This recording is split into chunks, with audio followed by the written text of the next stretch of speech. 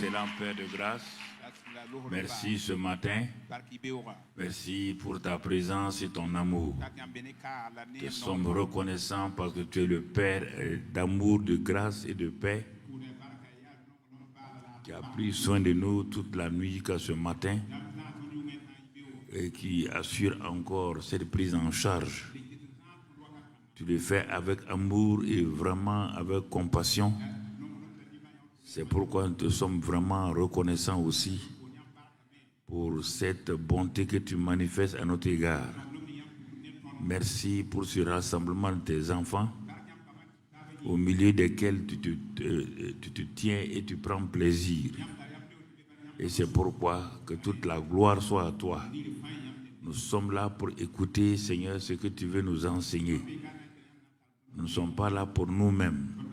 Nous sommes là pour écouter et étendre ton royaume. Le royaume des cieux. Sois béni et sois loué, Père, au nom de Christ Jésus. Amen. Asseyez-vous, ceux qui sont debout encore. Nous rendons grâce à Dieu notre Père ce matin. Et nous saluons la présence du docteur Yasmine Sermé, qui est de la mission Rehoboth International Source de Vie à Sherbrooke, au Canada. Donc, Yasmine Sermé, puis... Ah, ok. Merci, bonne arrivée. Que la grâce de Dieu soit avec vous. Je voudrais, avant de commencer toujours, cette fois-ci, je crois que je vois donc certains, c'est pour la période qui est là, il faut que les gens d'un certain âge boivent de l'eau. On va exiger cela. Il y a quelques petits problèmes avec certains qui ne savent pas qu'il faut boire de l'eau. Les mamans. On ne boit pas parce qu'on a soif. Si on a soif, on est déjà malade.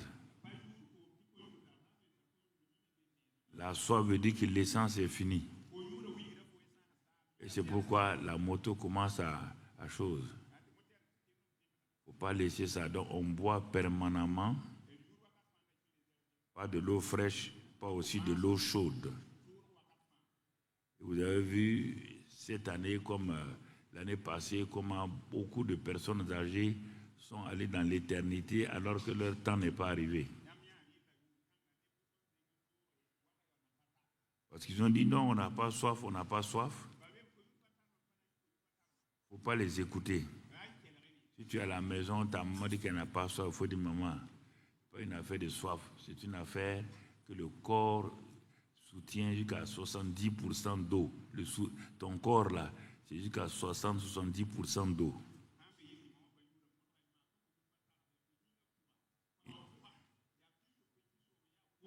Et puis il faut savoir boire, on ne boit pas au hasard. On ne boit pas 2 litres d'eau et puis on s'assoit à attendre 8 heures. Et c'est ça que parfois je reproche aussi aux infirmiers ou aux docteurs. Ça, je leur dis ça, hein. C'est pas ici, les professeurs, je leur dis ça. Il faut boire, ça veut dire quoi? C'est comme si toi tu es un docteur, tu dis aux gens il faut respirer.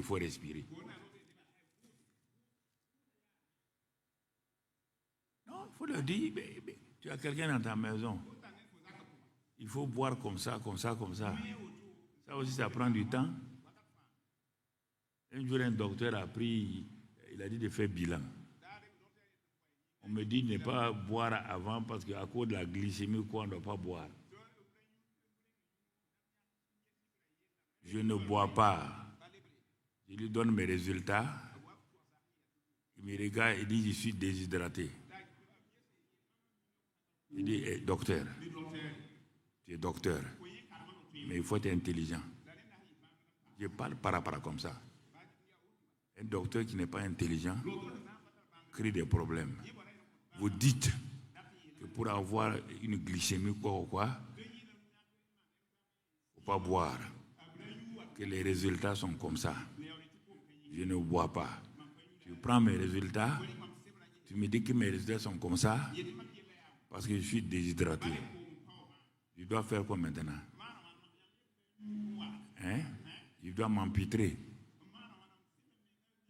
Ah, il me regarde, il sait bien que je parle mal.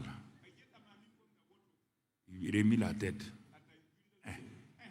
Oh, il faut dire comme ça. Parfois, des choses simples, ils ne veulent pas dire aux gens.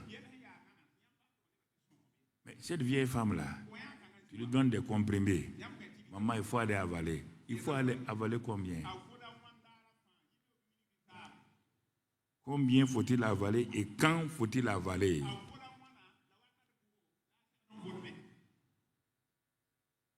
Telle vitamine est bien. Il n'y a pas de problème. La vitamine D3 est bien. Il n'y a pas de problème. Quand est-ce que je dois l'avaler? À quel moment je dois faire? Ça même, ça me crée un problème plus que ta vitamine.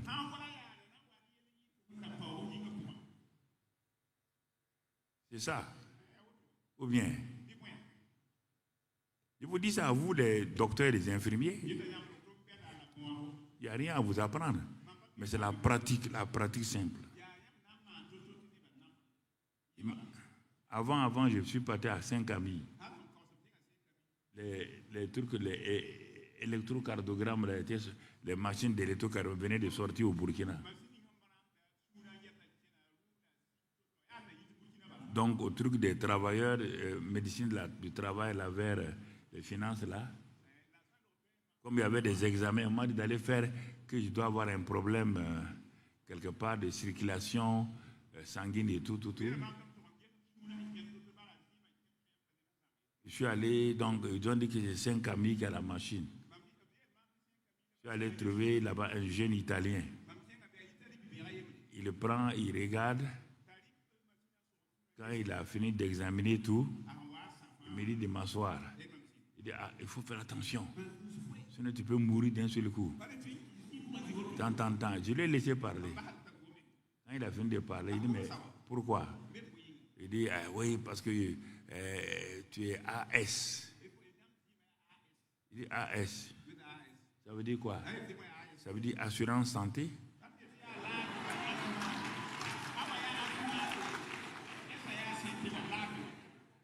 Il n'y a rien dans AS là.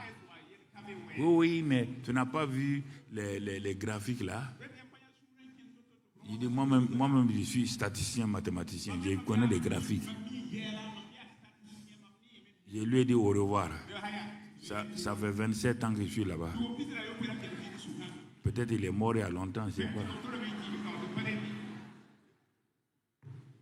Un autre jeune m'a appris à Yalgado comme ça. Quand il a fini, il m'a dit, bon, asseyez-vous, pasteur. Tu sais que l'hypertension, là, ça ne finit pas. On peut pas guérir autour. Il dit, ok, très bien. On ne peut pas guérir tout. Moi, je suis assis ici, là. Pour moi, ce n'est pas guérison. Dieu va me garder jusqu'à ce que je finisse ma vie, je vais partir.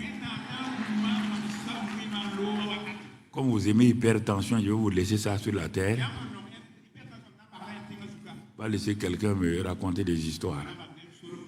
Tu ne m'as pas créé. On m'a dit de m'entretenir. Entretiens-moi seulement. Je viens faire vidange chez toi. Ou bien, quand tu amènes ta voiture chez le mécanicien, c'est pour l'enterrer. Hein? C'est pour faire vidange, non? Voilà. Ne pars pas avec des idées que le garage est un cimetière. Voilà. Le mécanicien et l'adjudant sont rentrés à Yalgado quand on était au lycée. En ce temps, on faisait ce qu'on appelait au militaire, là. Hein? TAB, un vaccin. Le garagiste est rentré. Il était là quand les docteurs disaient qu'il se dit oui. Il appliquait. 2 jours après, c'était, comme on appelle, dysenterie amibienne. Ça n'existe plus comme ça beaucoup. Ils ont trouvé. 2 jours après, un adjudant est rentré dans la même chambre. Il dit au garagiste là, tu ne connais pas les gens de l'hôpital là. Quand on rentre ici là, c'est la mort seulement. Le garagiste dit, moi je suis garagiste. Quand quelqu'un amène sa voiture dans mon garage, je n'ai jamais tué sa voiture. Et les médecins ne sont pas pour te tuer. Il dit non, qui n'a qu'à quitter là.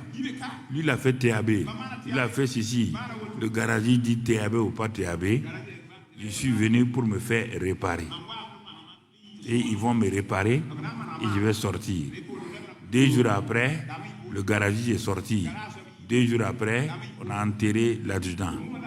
Ses propres pensées l'ont tué. Dans la vie, les choses pratiques, souvent que je vous dis au début du message, là, sont importantes. Voilà. Donc, prenez ça, appliquez ça, et vous allez voir ce qu'il en est. Ça va vous aider. Ne croyez pas que vous connaissez mieux que quelqu'un. Chacun a sa connaissance. Maintenant, profitez, donnez votre connaissance de façon correcte. Comme ça, ça va aider l'autre. Et ce que l'autre aussi a peut vous aider. Ce sont des choses très importantes dans la vie. Voilà, ça nous aide à aller de l'avant. Oui, parce que j'ai vu des gens qui ont dit que il ne faut pas jeûner. Parce que 3 jours de jeûne sans boire, c'est le maximum pour les reins, le foie et les autres éléments. Et puis, il faut être sûr que tu n'es pas malade. Donc, 3 jours de jeûne d'eau et des choses, c'est vraiment le suivant pour quelqu'un qui est en bonne santé. Sinon, tu vas détruire tout. Un qui a fait cela. 5e jour, il s'est trouvé, il a ouvert les yeux à l'hôpital. Les docteurs ont dit, heureusement que ta femme nous a prévenus tôt, sinon tu étais parti. Hein? Voilà, donc le jeûne, mon frère, ma soeur là, ce n'est pas la solution que Dieu a donnée. Il a donné son fils, il n'a pas donné le jeûne et la prière. Surtout actuellement, il fait chaud là. Ok, sois intelligent. Sinon, tu vas partir laisser les autres jours, les jours de ta vie. Et moi, je vais partager ça aux jeunes là ici. Mais, puisque tu t'en vas au paradis, il y a un problème, non? Est-ce qu'il y a un problème? Il faut bien comprendre cela. Voilà. On me dit d'arranger le col de mon habit. Arrange ça.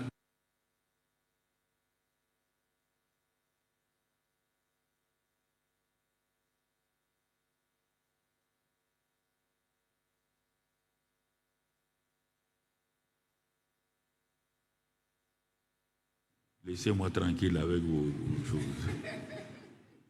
Voilà. Merci beaucoup. Merci Seigneur pour cette grâce que tu nous donnes d'aller de l'avant et que nous progressons. Ces derniers temps, nous sommes sur la foi depuis le mois de février, fin février, début mars. Et je crois que le Seigneur insiste pour que vraiment nous comprenions la foi, le moyen le plus sûr qui relie un homme avec Dieu ou Dieu avec un homme.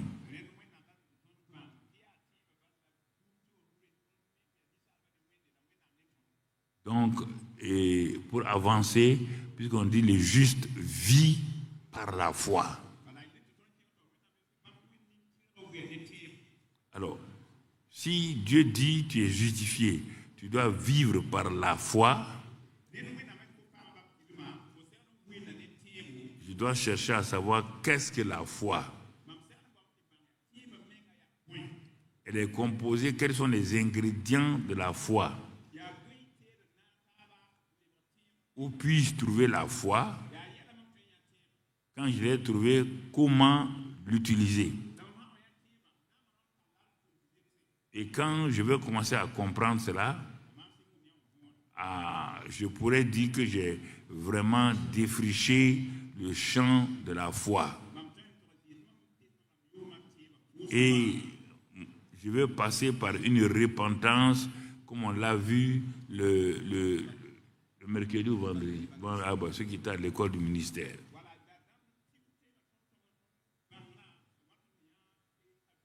La repentance n'est pas par rapport au péché et par rapport à mes pensées, mon attitude, ma vision concernant une chose que j'avais, que j'ai,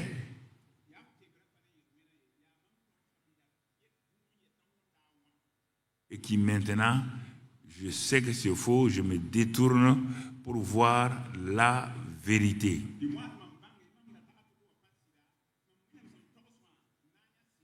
Nous confessons nos péchés, nous nous repentons par rapport à notre attitude, nos pensées et la manière de voir et de juger les choses.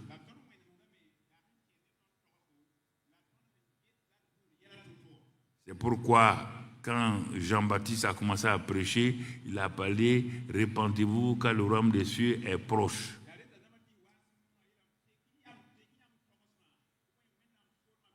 Quand Jésus l'a suivi automatiquement, même phrase, « Repentez-vous car le royaume des cieux est proche ». Le jour de la Pentecôte, quand Pierre a prêché, les gens ont dit, homme frère, que devons-nous faire? Il a dit, repentez-vous et donc croyez, repentez-vous pour regarder Jésus tel qu'il dit qu'il est. Donc quand Paul a commencé à prêcher, il dit que Dieu l'a amené pour qu'il amène les hommes à la vraie repentance, pour qu'ils voient le Seigneur tel qu'il est.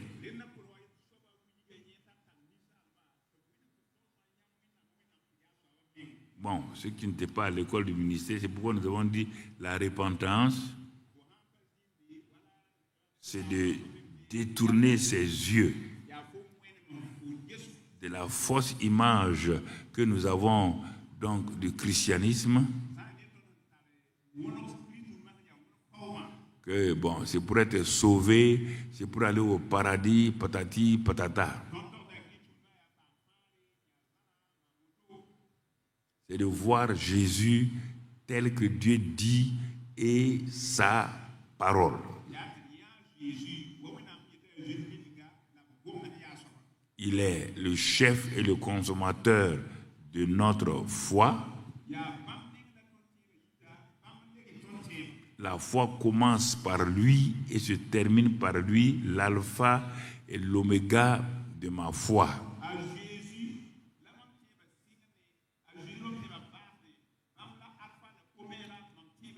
Cette foi-là, ce n'est pas un sentiment pour dire ah, moi j'ai senti, non, ça n'a rien à voir. C'est lié à sa personne et à sa parole qu'il vient de dire ou qu'il a fait écrire dans la parole, donc Bible.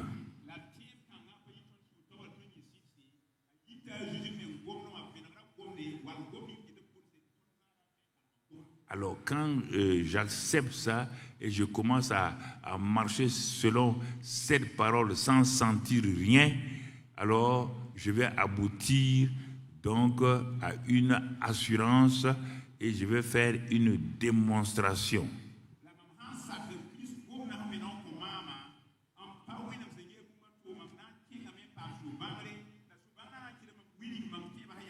C'est pourquoi Abraham a été appelé père de la foi, non pas au moment où il avait 75 ans, où c'était possible d'avoir un enfant, sa femme pouvait avoir un enfant, il a été appelé père de la foi quand il ne pouvait rien sentir, quand son sein était mort, le sein de Sarah était mort, il était impuissant lui-même.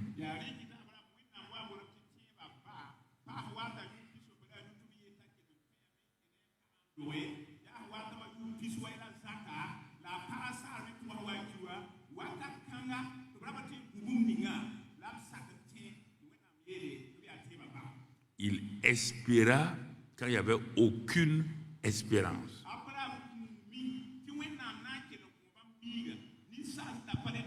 Alors que beaucoup de gens disent non, j'espère. Non, et ils confondent l'espérance avec l'espérance païenne. Non, papa, je ne suis pas incrédule. Pourtant, Jésus a dit à ses propres disciples, race d'incrédules. Il a dit à ses propres disciples, race d'incrédules, race de vipères.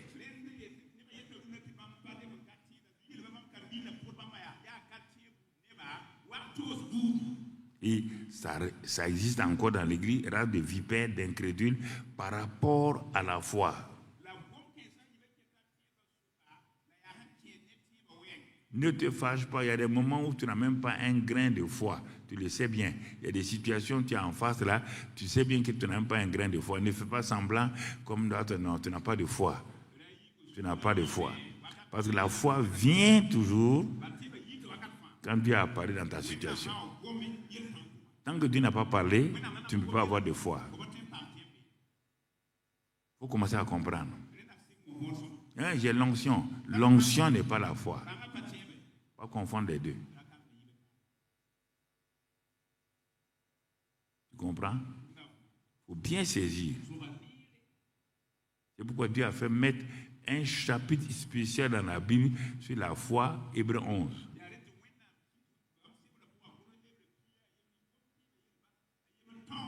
Quand tu regardes Hébreux 11, tu ne verras pas un seul cas qui était un cas normal.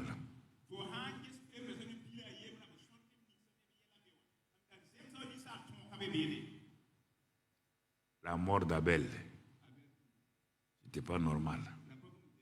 L'enlèvement d'Enoch, il ne comprend pas, il n'a jamais vu l'enlèvement. Il ne connaît pas ce qu'est l'enlèvement. Mais Dieu lui a dit qu'il va l'enlever. Il ne sait pas de quoi il s'agit. Il a été enlevé. On dit à quelqu'un de construire un bateau, il ne sait même pas de quoi il s'agit. Que c'est pour sauver les hommes. Les sauver de quoi? Il ne connaît pas. Il a construit et il a sauvé 8 personnes qui sont répandues sur la terre. On dit à un homme qui est paysan éleveur, il dit, tu vois, il y a la famine partout. Il y a la sécheresse. Normalement, dans sa condition naturelle, on ne sème pas. Et Dieu lui dit, sème ici, là, sème maintenant. Il n'a pas dit, non, Seigneur, tu comprends, je vais garder ça pour ma famille, parce que les temps difficiles vont venir, je vais épargner. Les temps difficiles, toi-même, tu as proclamé que les temps difficiles vont venir. Quand ils vont venir, ils vont détruire tout ce que tu as. Les gens parlent et puis détruisent leur vie.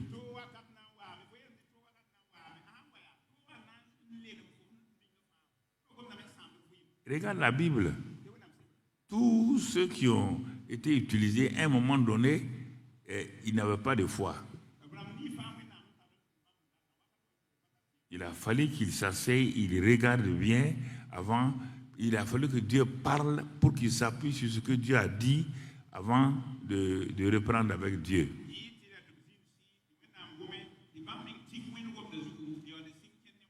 Mais quand ils ont eu l'assurance, voici un homme qui a attendu un enfant. Il n'a pas eu l'enfant. Et maintenant, l'enfant est bien, l'enfant a 13 ans. Un jeune adolescent qui saute partout. Le même Dieu vient dire à ce père-là, prends l'enfant, va le sacrifier sur cette montagne qu'on appelle le mont Morija. Avant, l'homme tremblait. Maintenant, il ne tremble plus. Il a expérimenté plusieurs cas d'expérience avec Dieu concernant la foi. Il a vu que Dieu est fidèle et que quand il parle, on peut lui faire confiance. Rapidement, il a amené l'enfant sur le mont Morija en disant à ses ouvriers que lui et l'enfant s'en vont pour adorer Dieu et rire bon. Est-ce qu'Abraham dansait? Est-ce qu'il avait des sentiments? Non. Mais les sentiments que tu as là, non, moi je crois un. Ça c'est croyance. Et le diable croit, comme Jacques le dit. On ne peut pas vivre certains problèmes 10 ans, 15 ans, et c'est des problèmes urgents, et tu dis que tu as la foi.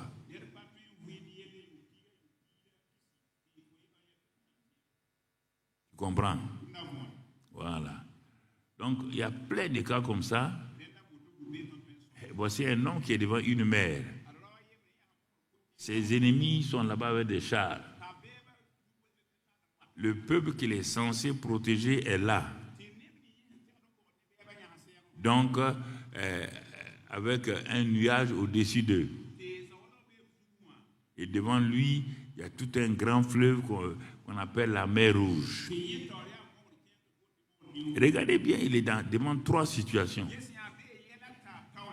1, Pharaon est derrière et on voit la poussière des chars de Pharaon. On entend les cris des commandos de Pharaon venant pour tuer le peuple.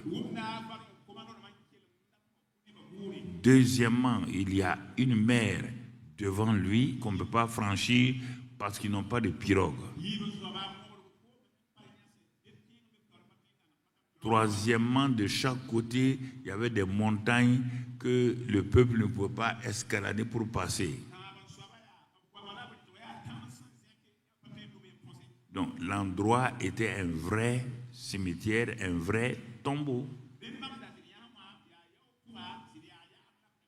C'est pourquoi ils ont dit, le peuple a dit, bon, mais il y avait des meilleurs tombeaux en Égypte. Pourquoi tu as laissé ces tombeaux-là pour venir faire un tombeau commun ici, dans cette vallée, face à la mer Rouge?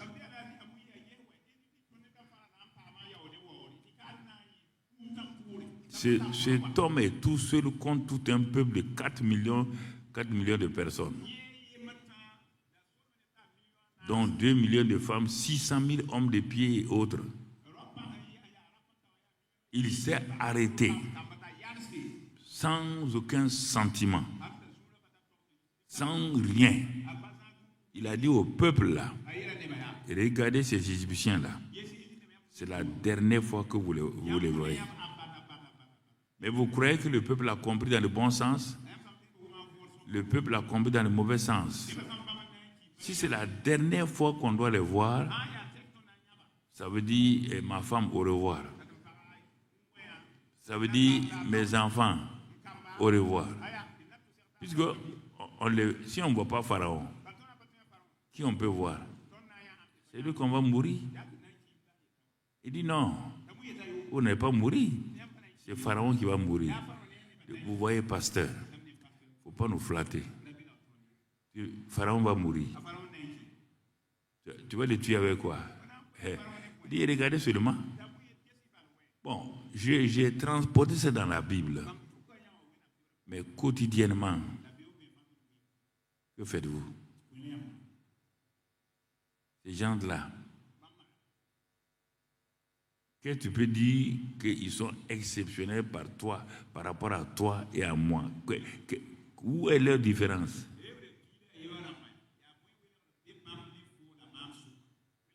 Il n'y a pas Dieu en eux comme nous avons Dieu en nous. Le Saint-Esprit se mouvait dans le nuage. C'était des hommes naturels, avec Dieu au dehors.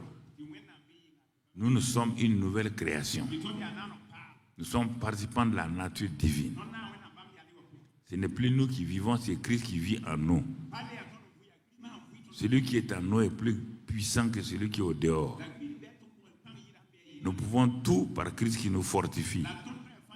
On a tout ça, mais devant des petits problèmes, devant des petits problèmes familiaux, spirituels, professionnels, c'est la faillite. Est-ce qu'on a compris la foi? La question est là. Avons-nous compris la foi? La question est là. Donc, vous voyez, frère, Il y a des sujets, quand on enseigne, vous mieux l'écouter attentivement et tu vas te rendre compte où est-ce que ça n'a pas marché. Il ne faut pas prendre 2 exaucements, 3 exaucements sur 100, te vanter avec ça, Dieu m'exauce. Mais 3 sur 100, ça fait combien? 0,003.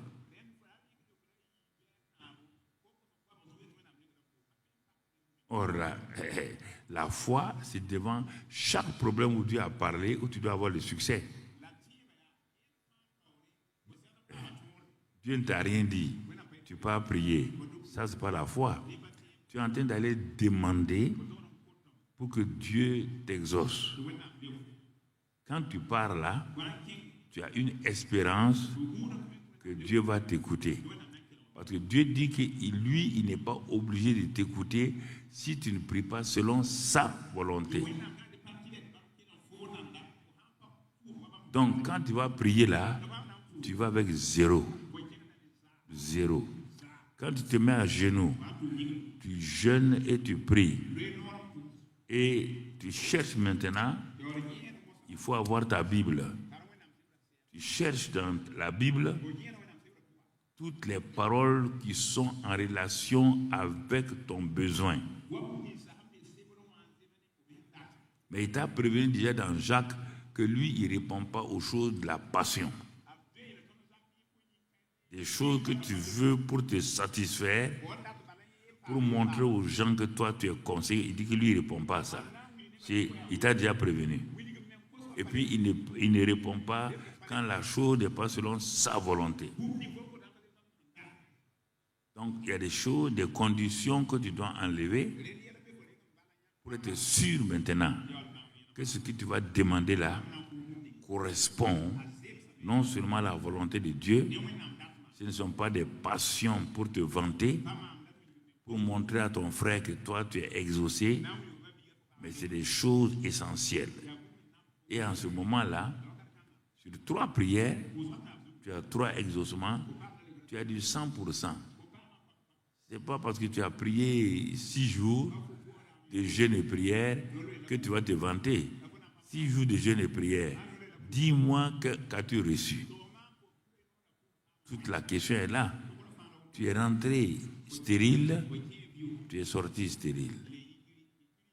Tu as vu comment Anne a fait? Pendant des années, elle est rentrée stérile, elle priait, elle pleurait, elle sortait stérile. Dieu n'a pas eu compassion. Non.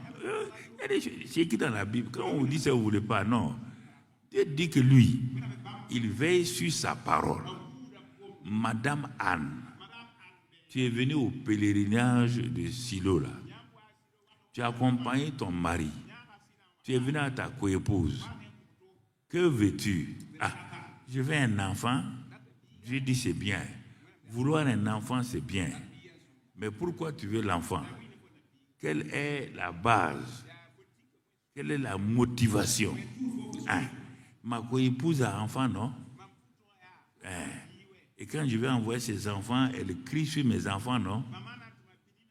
Dieu dit, ah bon, c'est à cause de ta coépouse que tu veux un enfant. Il dit, bon, ok, bon, il faut aller, prochainement on va voir encore. Elle s'en va. Elle ne réfléchit pas. Elle est là. Son mari aussi la flatte en lui donnant des gigots. Ça complique la situation. Parce qu'un jour, son mari aussi mélange des choses en disant qu'il lui vaut mieux que tant d'enfants. Mais Anne va répondre sûrement. Mais si tu vaux mieux comme plus que tant d'enfants, pourquoi tu as donné un enfant, 2 ou 3 enfants à l'autre? Vous voyez, frères et sœurs, ce n'est pas qu'elle pleurait, elle gémissait. Dieu voyait comment elle était. Il y a des choses qu'il faut enlever de votre tête. Sinon, vous allez faire des erreurs et quand vous allez prier pour des gens, vous allez dire il y a ça, ça, ça. C'est tout ça là qui bloque la foi des gens. C'est pourquoi votre mari ne s'intéresse pas à ce que vous faites. Vous pouvez, mais s'il a besoin de telle chose, il dit de prier, quand il est exaucé, bon, il continue sa vie. Il ne veut pas s'engager avec Dieu. Il ne s'engage pas avec Dieu. Non. Ce qu'il veut seulement, c'est d'utiliser ta force de prière pour que lui soit béni. Il a besoin d'une nouvelle voiture. Alors ma chérie, prie. On va changer la voiture. On a changé la voiture. Mais il continue à vivre comme il veut. Il ne faut pas te réjouir.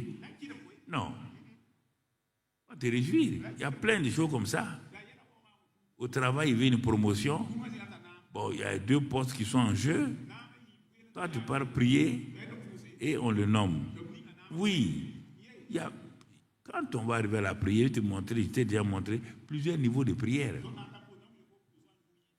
Il y a des prières bénédiction. On n'a pas besoin d'aller loin. Ce sont des prières pluie. Ça descend sur les champs mauvais et les bons champs. C'est des prières soleil. Actuellement, si tu sors, c'est sur les païens comme les chrétiens. Ne regarde pas ces prières bénédictions-là. À que toi, tu as prié hier, il a plu aujourd'hui. Dieu, dans son programme, avait prévu la pluie aujourd'hui. Ce n'est pas ta prière qui a amené la pluie. Donc, vous voyez, il y a des choses qu'il faut bien séparer pour comprendre et aller de l'avant. Donc, ce matin-là, nous disons que notre attitude peut nous empêcher de monter en altitude. Mon attitude peut m'empêcher de monter en altitude, de progresser, d'être promu ou d'être élevé.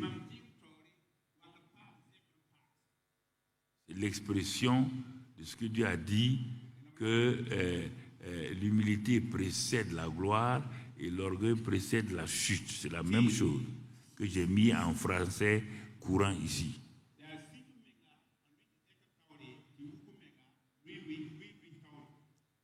Regardons bien, tout ça, ça concerne la foi. Donc, je me positionne, je suis dans le mois où on me parle donc que le juste vit par la foi. Je regarde, est-ce que je vis réellement par la foi dans chaque aspect de ma vie, dans ma vie quotidienne, dans ma relation avec ma femme ou mon mari, dans l'église locale. Est-ce que je vis par la foi ou par des relations purement naturelles? Et en principal, est-ce que je suis quelqu'un qui court derrière les signes et les miracles? Ou ce sont les signes, comme Dieu a dit, qui doivent m'accompagner selon Marc 16, versets donc 17 à 20.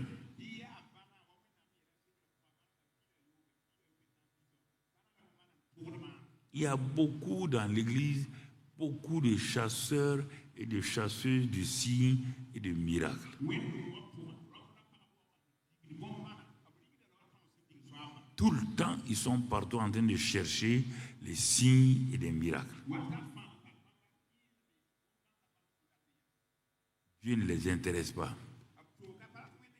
Quand il t'envoie un message, papa, prie pour aujourd'hui.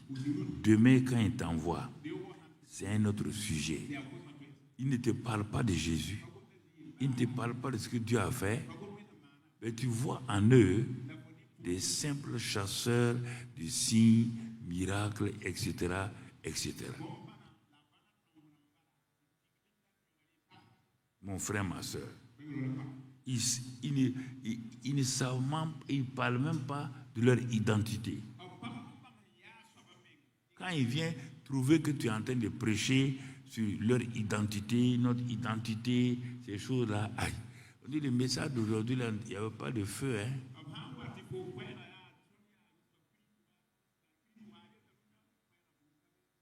Il Il ne nous a pas fait crier comme avant-hier, là. Parce qu'ils connaissent pas, ils sont derrière les signes et les miracles. Aucune maturité spirituelle. Quand tu les écoutes, Dieu a fait ça pour moi hier. Il y a une sorcière du quartier là. Quand on a prié, sa case a pris feu. On ne sait pas. Derrière, tout le temps, des sorciers et tout. Ils ne voient jamais de Saint-Esprit. C'est des sorciers. Ils mentent sur leurs parents. Ma tante est sorcière. Ma grande sœur est sorcière.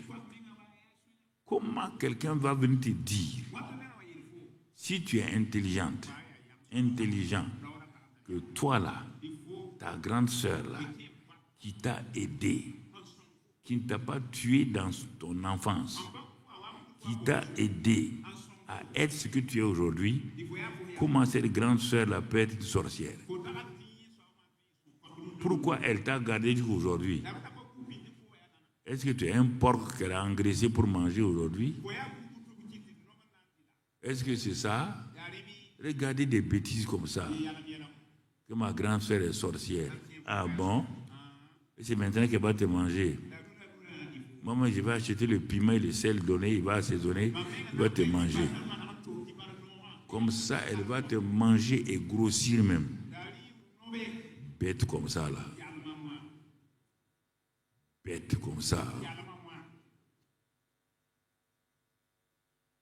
Tu vois? Tu vois? Pourquoi? Parce que tu es un chasseur, une chasseuse de signes et de miracles. Non.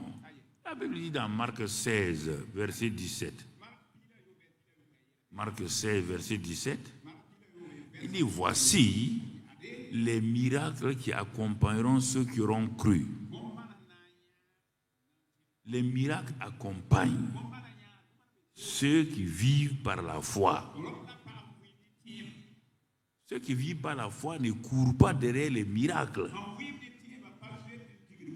Les miracles courent derrière eux, les accompagnent. Tu comprends? Alors, si tu ne comprends pas ça, mais mon temps, c'est pourquoi tu es tout le temps en train de prier. Quand moi je vois les gens trop prier, je me cache à aller écouter ce qu'ils disent à Dieu. Ah, Dieu, tu vois, hein, on a tel problème. Ils sautent de problème en problème. Quand ils ont fini, ils ont fait 20 sujets de prière. Quand tu dis, mais mon frère, ça va? Il dit, ah, j'espère que ça ira. En tout cas, j'ai tout dit à Dieu. Hein? J'ai tout dit à Dieu. C'est à son tour maintenant d'agir. Ah bon? C'est quel verset? Dis-moi, ce que tu viens de me dire, c'est quel verset? Nous devons être des chercheurs intimes de Dieu et de sa parole. Dans Osée 4, 6 et Osée 6, 3, Dieu nous parle. 4, 6, mon peuple est détruit parce qu'il lui manque la connaissance. Puisque tu as rejeté la connaissance, je te rejetterai et tu seras dépouillé de mon sacerdoce. Puisque tu as oublié la loi de ton Dieu, j'oublierai aussi tes enfants. Tu dois prendre ça au sérieux. Dieu te parle. Tu es détruit. Pourquoi? Détruit ne veut pas dire mourir. Ta vie est détruite, ton avenir est détruit parce que tu ne cherches pas la connaissance de Dieu et de sa parole.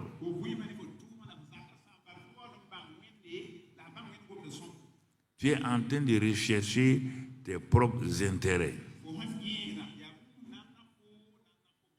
Et c'est pourquoi ça ne va pas. Et Dieu reprend Osée dans Osée 6.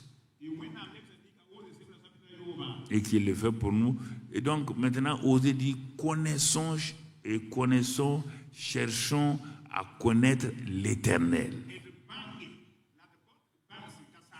Et si nous arrivons à le connaître, lui et sa parole, sa venue est aussi certaine que celle de l'aurore.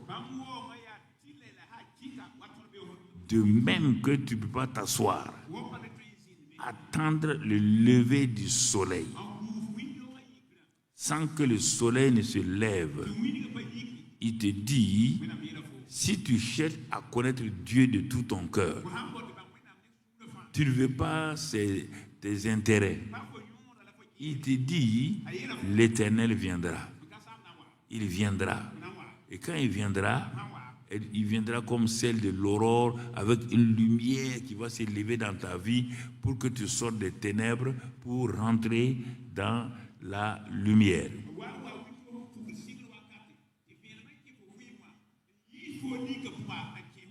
Deuxième chose, il va venir comme la pluie, une bénédiction. On ne peut pas chercher Dieu et sa parole sans que le Dieu lumière, le Dieu amour, le Dieu bénédiction ne vienne nous visiter. Ce n'est pas possible. Même quand Élie était déprimé, il fuyait, il partait loin. Et quand il fuyait, il a trouvé une caverne, là où les serpents, les animaux se cachent. Qu'est-ce qu'il a fait? Élie est rentré dans cette caverne-là et il ne sait pas s'il y a un serpent là-dedans, il ne sait pas s'il y a un animal sauvage. Il est rentré et puis il s'est assis. Il s'est assis là-bas. On te dit, il faisait quoi? Il soupirait d'après la présence de Dieu. Il cherchait, il avait faim et soif. Il avait fait le ministère avec l'onction. L'onction a marché. Il a fait descendre même le feu. Oh, c'était extraordinaire. Tout. Il a fait de grandes choses. Il a fait détruire les prophètes de Baal et d'Astarté. Formidable. Mais maintenant, le cœur d'Élie n'était pas fixe sur Dieu et sa parole. Et le diable sait ça. Le diable sait que tu n'as pas la certitude. Que tu es derrière simplement l'onction, tu es derrière seulement les signes et les prodiges. Il a laissé Élie. Et Élie était en train, le lendemain, après que la pluie soit venue, il était en train de raconter ses exploits à des gens dans une maison. Il disait comment il a fait des miracles ici, des miracles là. Ah, les gens étaient assis, ils l'admiraient. Brusquement, on annonce à l'assemblée là qu'il y a quelqu'un qui est arrivé de la part de la reine. Ah bon? Isabelle, après la défaite d'hier, ose envoyer, oui, le diable va tourner, il va tourner, ne t'en fais pas, tu n'as qu'à avoir l'onction comme tu veux, il va tourner jusqu'à ce que tu quittes la terre, il va tourner, c'est Dieu qui l'a dit.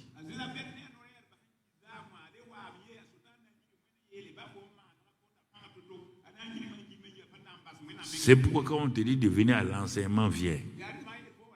Ne viens pas quelques jours et puis tu vas à gauche, à droite, à la recherche des miracles. Tu les auras.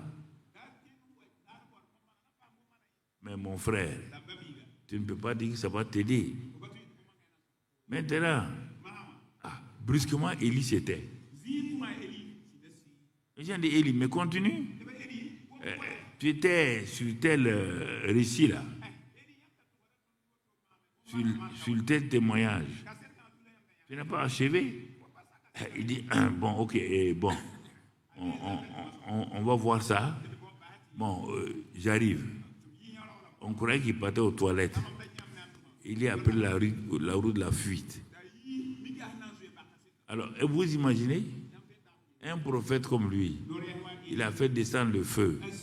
Il a fait tuer donc les prophètes de Baal et d'Astarté. Le voilà en train de fuir pour échapper, pour sauver sa vie. Où en es-tu aujourd'hui?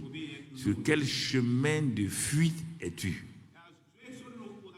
Là, toi, tu parles, oui, on a prié l'autre jour, j'ai vu tel miracle. Je ne te demande pas miracle. Voici un homme de miracle qui a prié, le ciel s'est ouvert, qui a fait descendre le feu, qui a fait descendre la pluie.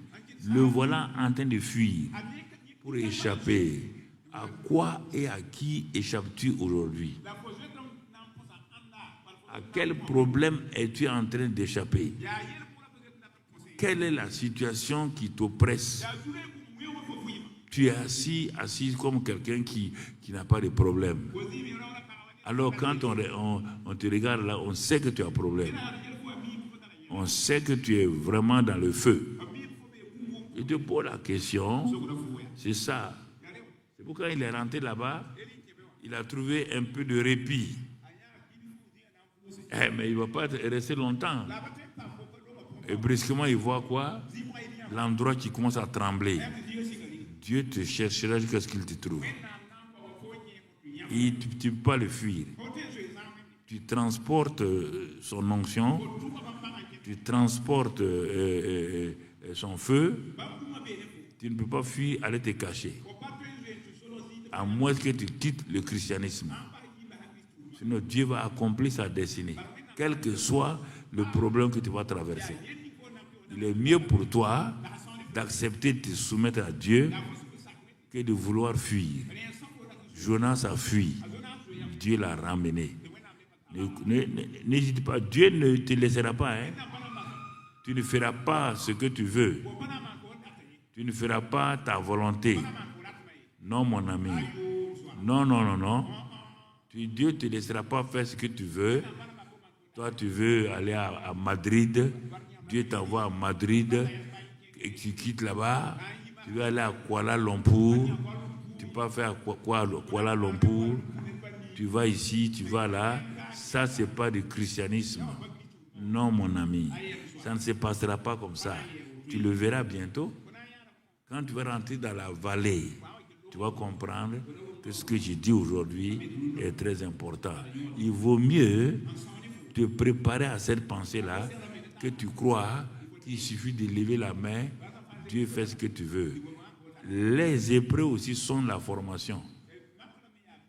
On a été tous formés comme ça, mon frère, ma soeur. Et puis c'était un bon temps. Et toutes choses concourent au bien de ceux qui aiment Dieu. Il y a des versets que tu n'aimes pas là, que tu les aimes haut. Tu les aimes pas haut. Tu vas passer par ça. On est tous passés par ça. Ok, vaut mieux que tu acceptes. Voilà, donc tu comprends? Élie, Dieu vient. Mais avant de venir, tremblement de terre. Dieu n'était pas là. Un grand Dieu qui marche pour venir. Toute la terre va trembler. Ça veut dire qu'il arrive. Hein? Ok. Il est en train de venir. Hein? Après un vent. Le vent est un symbole du Saint-Esprit. Le vent là vient, toutes les collines la craquent. On dit, ah, Dieu vient mais n'est pas encore là. Etc. À la fin, il dit, bon, qu'est-ce que vous voulez que je fasse? Je vais l'attendre. Dieu est en train d'affermir la foi d'Élie. Il n'y a rien de mauvais là-dedans. Quand Dieu te permet de travailler certaines choses, il n'y a rien de mauvais. Alors, quand Élie, à un moment donné, il entend un vent doux et léger et une musique douce.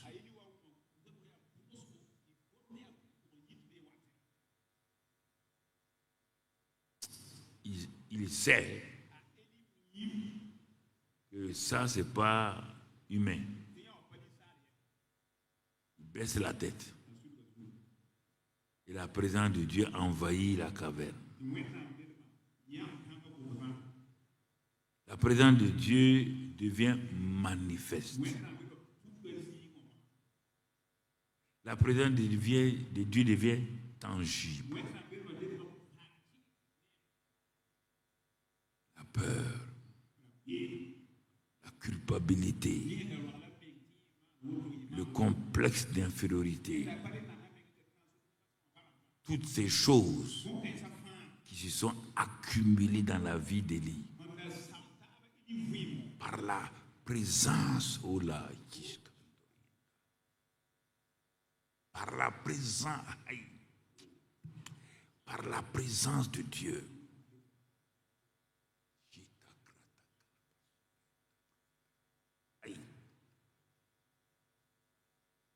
Cette présence est ici maintenant. Par la présence de Dieu. Cette présence-là s'infiltre en Élie. Et ces choses négatives sortent de cet homme. Et la présence de Dieu le remplit. Dieu lui pose une question. Élie, que fais-tu ici? Et il dit à Dieu, je suis le champion, je suis le conquérant vainqueur. Mais Dieu dit, qu'est-ce qu'un conquérant vainqueur fait dans une caverne? Il dit, ça c'est la bonne question. J'ai fait le travail, je suis resté seul. Tout le monde m'a abandonné. Dieu dit, ah bon? Tu es sûr que tout le monde t'a abandonné? Il dit, mais oui. Tu me vois seul, non? Dieu dit, non. Il y a 7000 comme toi qui n'ont pas abandonné. Il dit, ah bon? Dans le pays, là, il y a 7000. Dieu dit, oui. Mais où ils sont? Bon, en tout cas, ils ne sont pas sortis. Sinon, ils sont là, en tout cas. Mais quand je défiais des prophètes de Baal, là, j'ai vu quelques personnes. Dieu dit oui. Voilà, donc, ne t'inquiète pas. Je suis venu pour te dire que moi, j'approuve tout ce que tu as fait et dit, et je ne vais pas te laisser. Mais que veux-tu alors? Elle dit, mais je t'ai dit, non? Il t'a dit que, bon, j'ai travaillé comme ça, là. Moi, je vais aller à la maison. Tu dis, réfléchis, hein. Tu veux aller? Il dit, oui. Il dit, bon, ok. Mais pour que tu ailles là, il faut qu'on prépare tes successeurs. Il faut qu'on prépare la nouvelle génération.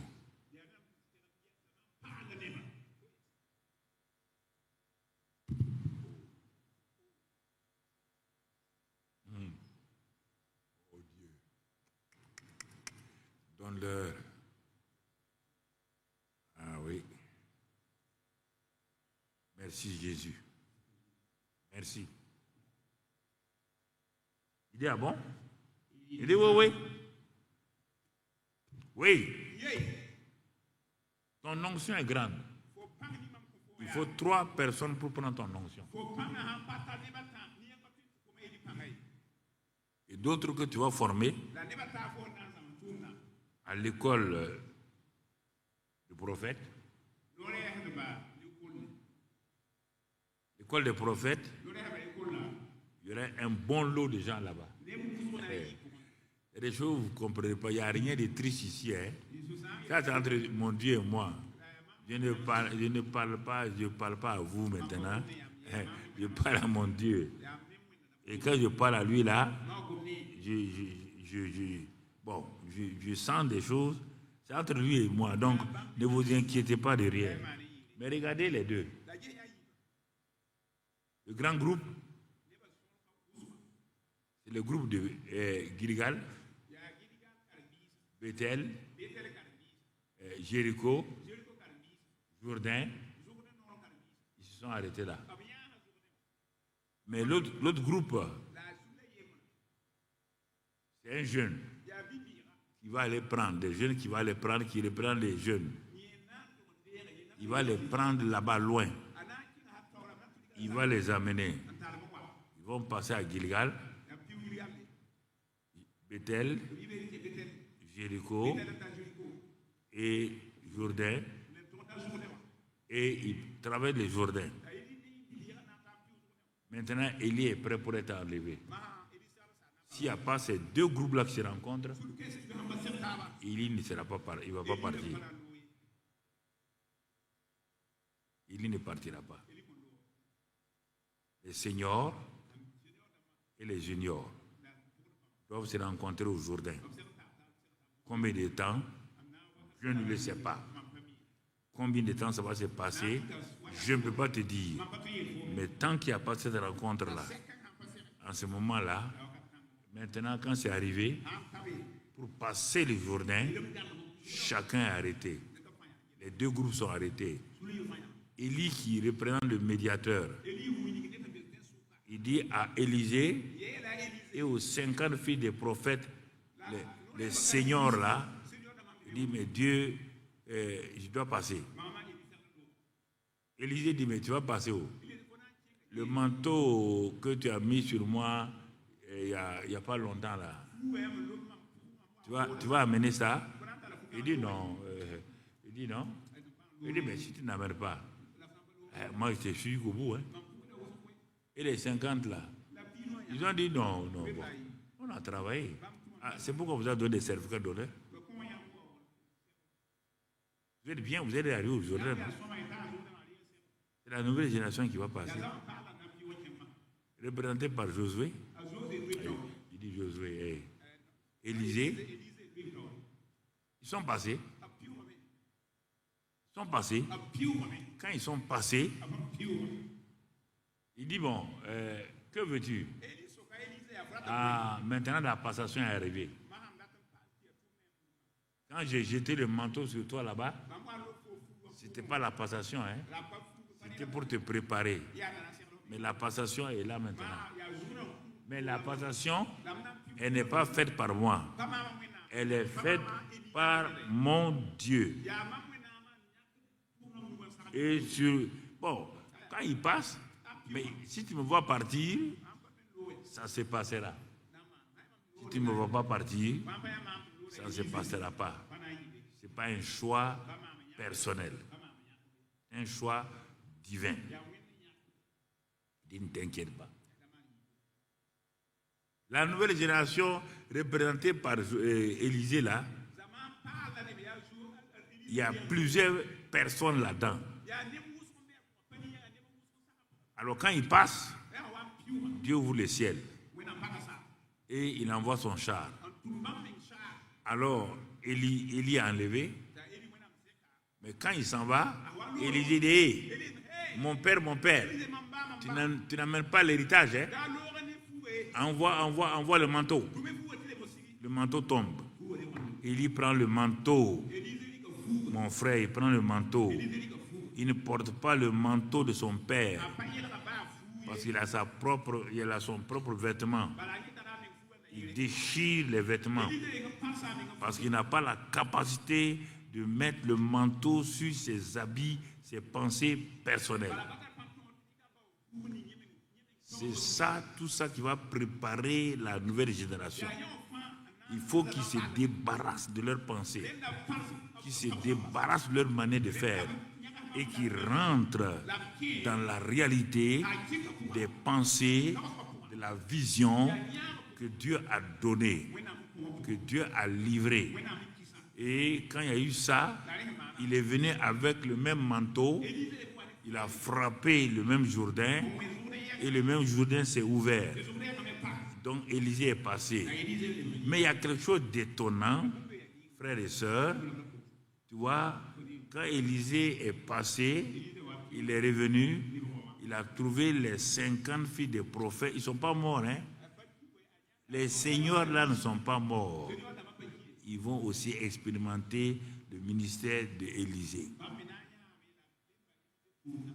Donc vous voyez, maintenant quand l'onction a fait ça, ils sont venus, c'est des anciens qui sont intelligents, qui sont humbles. Ils Ils sont venus se prosterner devant Élysée. Ils ont dit, Dieu a amené ton papa là ici. Élysée dit non. Mon papa est assis au ciel.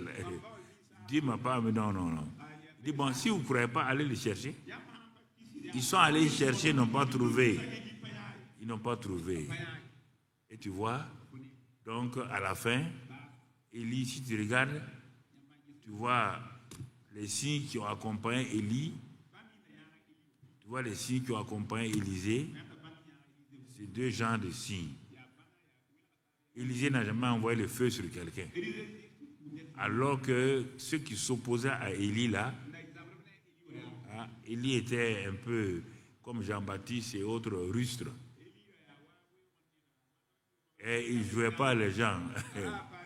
Élisée joue avec les gens, mais Élisée joue avec les gens, mais Élie ne joue pas avec les gens. Non. Un roi a envoyé des groupes de 50 pour arrêter Élie. Élie dit, hein? Vous ne savez pas que je suis homme de Dieu. Si je suis homme de Dieu, que le feu de Dieu tombe. Il a envoyé encore que le feu de Dieu tombe. Ça, c'était le ministère d'Élie. Il parlait mal, il s'habillait mal, il mange des sauterelles. Voilà. Mais quand Élisée, la génération nouvelle, a pris la relève, ils n'ont pas modernisé le ministère, mais ils l'ont approfondi. Regardez bien. Un fer tombe, contredisant la loi de la gravité. Le fer tombe au fond de l'eau. Élisée dit simplement, prenez le bois là, mettez sur l'eau, on met sur l'eau, le fer monte. Il est en train de montrer la voie de la croix. Une veuve n'a pas à manger. Élie arrive, Élisée, c'est ça, non, ça c'est Élie.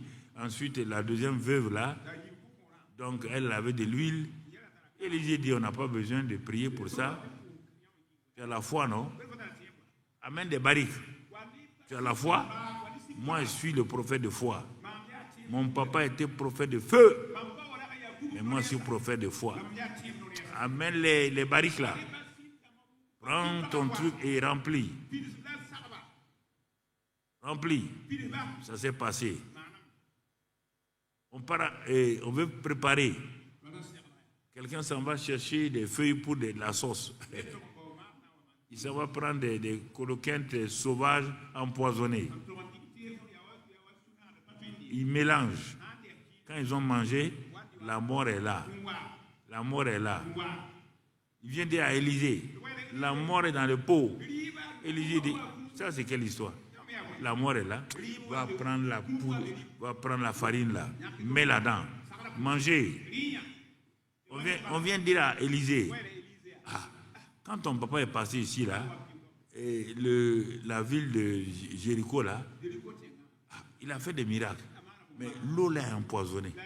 On ne peut pas boire l'eau. Il dit, ah bon, c'est ça qui est votre problème? Vous avez une assiette neuve, vous avez du sel. Il dit oui, mettez le sel dans l'assiette neuve. Allez verser là-bas. Et regarde, 2 générations, 2 ministères, 2 onctions, si vous êtes honnête, si vous êtes loyaux. Mais si vous n'êtes pas loyaux, comme les Géasi là, ils vont partir. L'amour de l'argent va les envoyer ailleurs. La foi, c'est l'attitude. Quelle est mon attitude pour que ma foi marche envers Dieu, envers mon Père spirituel, envers mon prochain? C'est ce que je vous dis, c'est une chose importante. Si vous voulez dans le futur qui se présente là, pour bénéficier de ces choses-là, prenez l'attitude d'Élisée. C'est l'exemple, le modèle de la nouvelle génération qui est en train d'avancer pour aller et progresser, aller de l'avant. Pour terminer, on va voir maintenant ce Élisée là dans un cas spécifique. Dans un cas spécifique. On trouve ça dans 2 Rois 5. du verset 9 au verset 14, qu'on va lire point par point, tu vas voir, tu vas comprendre quel a été le ministère donc d'Élisée. Il est dit, et on parle d'un certain homme appelé Naaman. Naaman veut dire amabilité, veut dire c'est-à-dire que quelque chose qui est aimable. Ça tourne autour de l'amour, le nom Naaman. Donc ça veut dire que le monsieur a un bon nom, il est aimable, donc il est fraternel. Ça, c'est pas ça seulement. Il est le chef de l'armée de Syrie. La Bible dit qu'il était fort et vaillant. Et il est écrit dans ce passage-là que Dieu même l'a utilisé pour vaincre l'armée d'Israël, son armée à lui. Il a donné une leçon, une fessée à l'armée d'Israël. Et on te dit que c'est Dieu même qui a fait ça. Ah bon? Oui. En plus, dans son pays, il était le bras droit du roi. On te dit qu'il avait une faveur et une grande considération auprès du roi.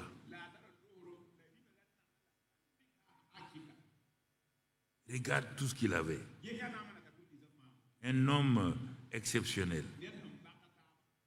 Mais il y a quelque chose que nous allons apprendre ici sur la foi des conquérants, des vainqueurs. On va apprendre quelque chose de spécial.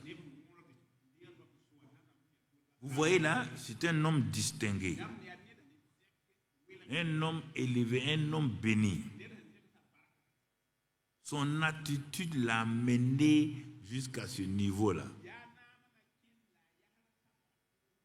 Mais comme j'ai dit, il y a des bords qu'il faut arriver à passer pour arriver à au bord final pour que tu règnes maintenant.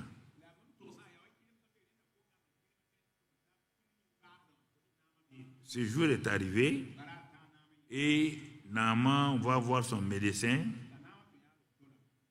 Le médecin qui respecte, tout le monde respecte Naaman en Syrie. Quand le médecin a fini de l'ausculter, il dit, ah, mon général, il y a mauvaise nouvelle. Ah bon? Il dit, ah bon? Mauvaise nouvelle avec moi?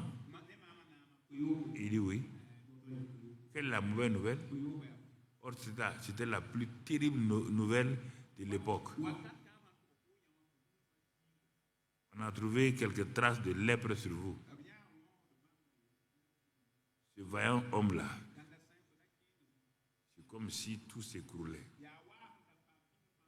Il a vu son avenir s'arrêter.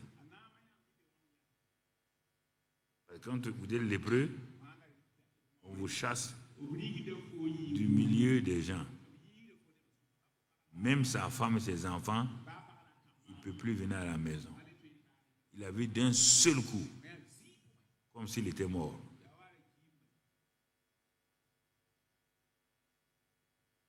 Deuxièmement, la honte, la souffrance morale. Toutes ces choses-là sont venues sur lui. Même les simples soldats qui commandent là, dans quelques mois, quand le médecin va déclarer officiellement qu'il est lépreux, même les soldats là seront mieux que lui.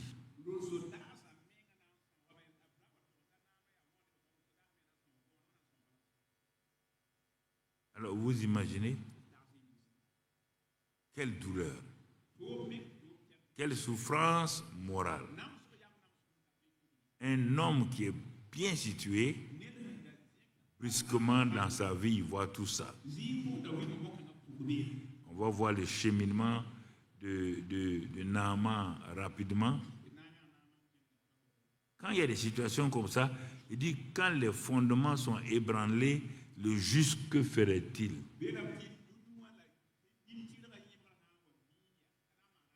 Alors, en présentant Naaman, ça veut dire que dans la Bible, là, Dieu n'a pas présenté Naaman comme un homme méchant, au contraire.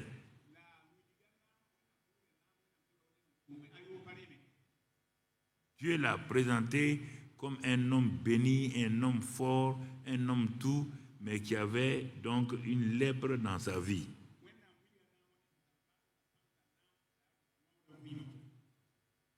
Qu'est-ce qui va se passer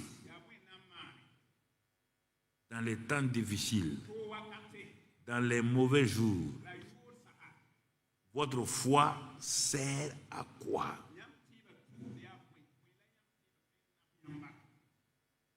Toute la question est là. Il est toujours fort, vaillant. C'est comme si un homme avait une grande onction. Tout. Mais on lui dit qu'il est lépreux. Un combat perdu d'avance.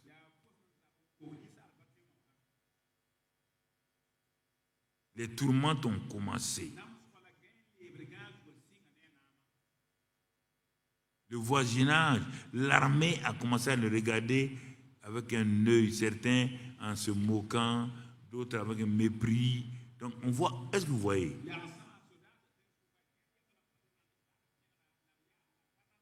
Ils savent que cet homme-là, dans quelques temps seulement, il ne pourra même plus saluer quelqu'un ici. La fin d'un homme comme ça. La fin d'un grand homme comme ça. Chacun remet la tête. Seigneur. C'est terrible. C'est terrible. Vous voyez? Ça fait réfléchir tout le monde. Ah bon? Un homme puissant, une femme puissante, quelque temps seulement, il ne peut même plus saluer quelqu'un. Il ne peut même pas tenir son enfant dans sa main. Il ne peut pas tenir sa femme dans sa main. La vie de l'homme comme ça? Oui. C'est ça que Job a dit. Que la vie de l'homme, c'est comme le tisserand, le fil du tisserand. C'est léger, ça disparaît. Donc, ça doit nous amener à réfléchir. Cette partie-là doit nous amener à réfléchir. Pour que nous puissions voir. Donc, tu vois, on a vu Élie, on a vu Élisée, dans le domaine spirituel et tout. On voit un homme dans le domaine laïque, dans le domaine du travail, un haut gradé, un général, donc un militaire. Face à sa destinée. Et on le voit bloqué, ne sachant que faire. Il n'y a pas de recours. Il n'y a pas de solution. Pas de solution. Alors, comme l'homme là avait un cœur juste, la Bible nous enseigne, dans le verset 2 de 2 Rois 5, Dieu nous montre qu'il y a chaque fois pour nous, il y a une providence qu'il a préparée quelque part et que souvent nous n'osons pas y aller.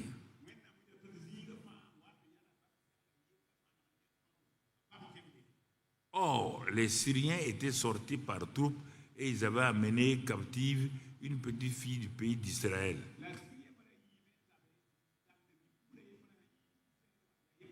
Qui était au service de la femme de Naaman.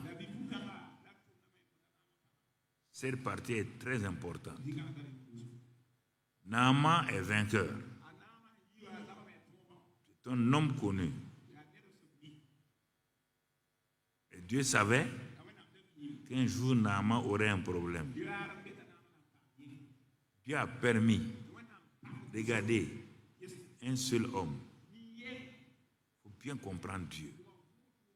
C'est pourquoi je l'aime beaucoup, parce qu'il me dépasse. Parfois je pleure tout seul comme ça, son amour me dépasse. un seul homme qui n'est même pas israélite.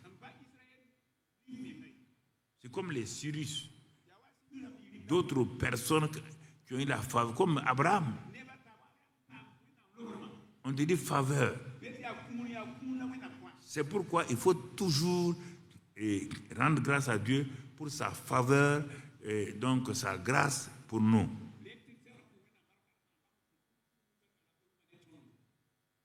Dieu permet que Naaman aille vaincre Israël pour un seul but. C'est ça là.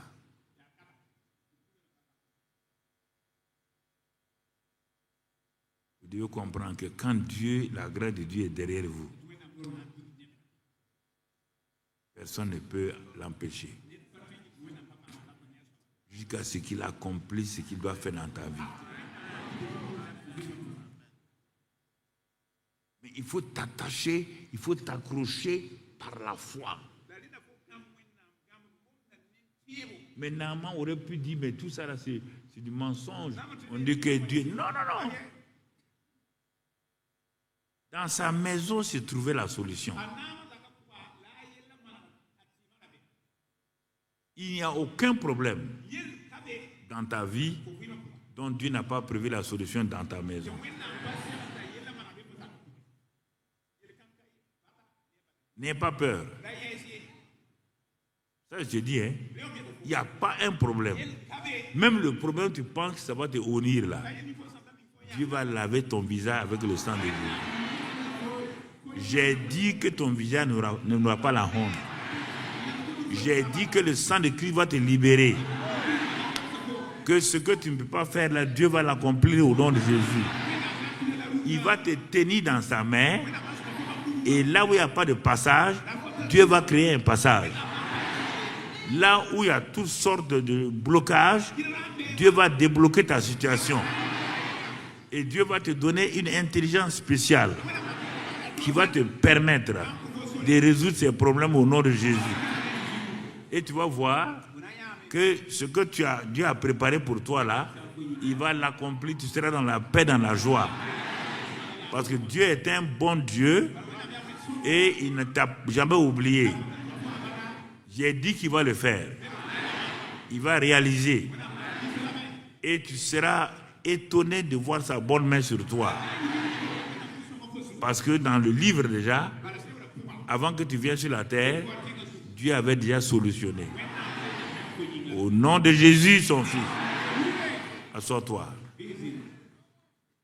Quand le message est donné, il faut prendre toutes les parties là au même niveau.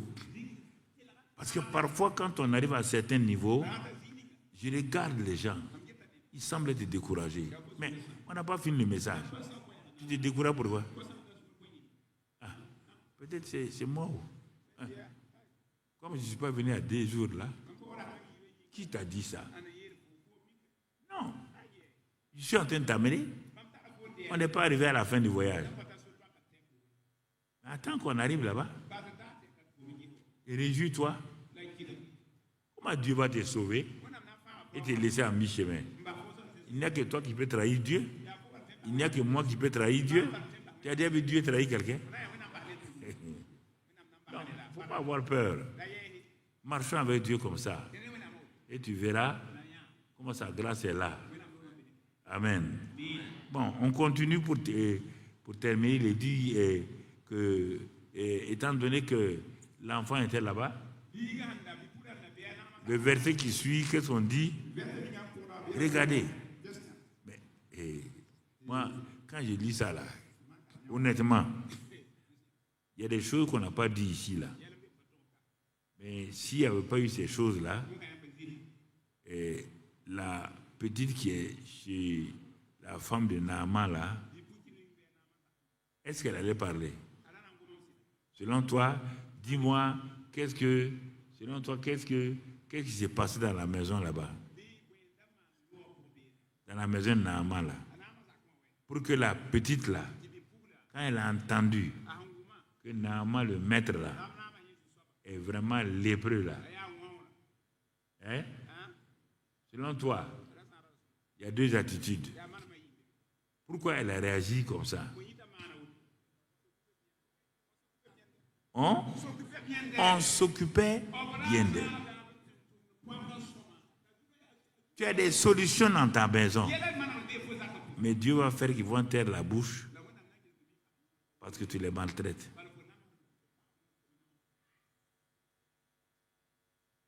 On va lire dans d'autres passages. Il faut faire attention. Fais attention. Tu t'amènes quelqu'un pour travailler. Tu ne sais pas qu'est-ce que la personne fait ici. Tu ne vois même pas. Jusqu'au jour où Dieu va l'utiliser, tu vas remettre la tête pour dire, je vois maintenant. Je comprends pourquoi tu es là.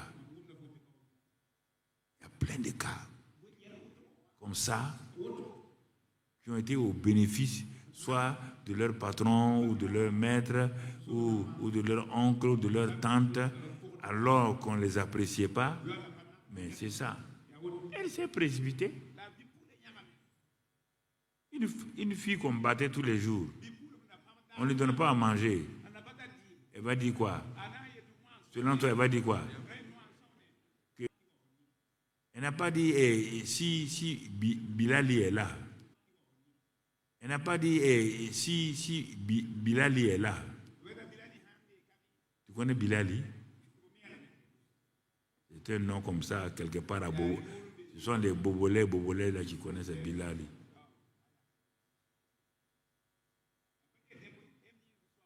Si mon Seigneur était auprès du prophète qui est à Samarie, regardez la petite là, comment elle connaît Dieu. Regardez, les gens s'attendent dans le milieu où vous êtes là. Vous croyez qu'ils ne vous regardent pas? Ils vous regardent. Ils s'attendent à ce que lorsqu'ils seront dans des situations, ils vont se tourner vers toi. La petite dit, qui est à Samarie là, le prophète le guérirait de sa lèpre. Hein? Quelle certitude! Elle avait la foi. C'est pourquoi je vais enlever toutes ces incertitudes-là pour que votre foi là soit totalement libérée. Sinon, tout le temps, vous allez douter, vous allez vous poser des questions, ça n'ira pas. Donc, tu vois, donc, le chemin de la foi, on est en train de balayer ça pour que tu rentres dans ça toi-même. Voilà, tu vois, il va te guérir.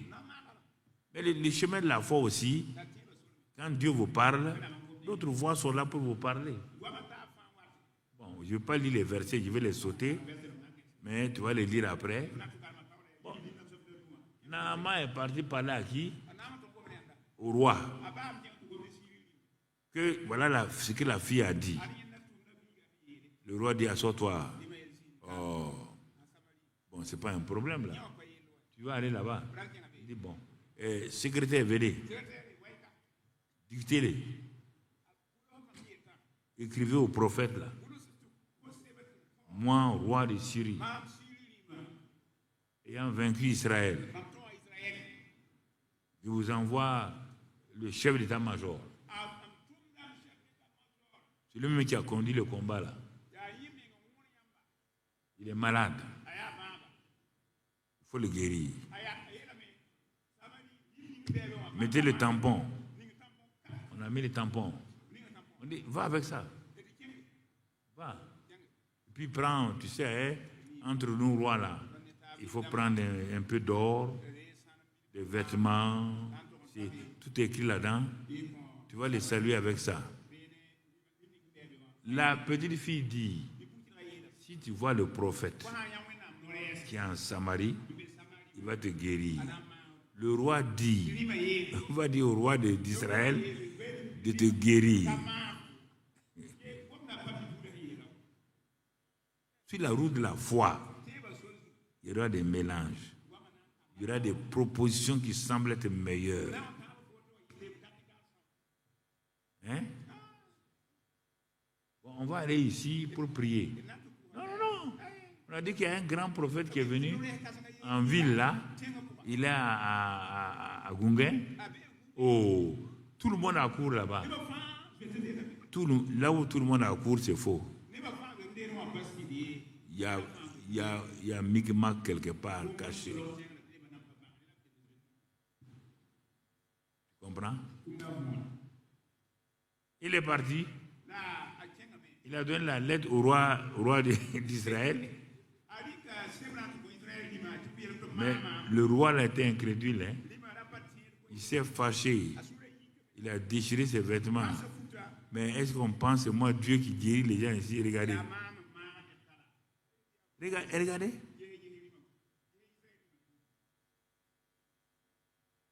Le roi d'Israël est loin. Il n'a même pas utilisé son onction. Il a commencé à crier. Il dit, non, j'ai compris.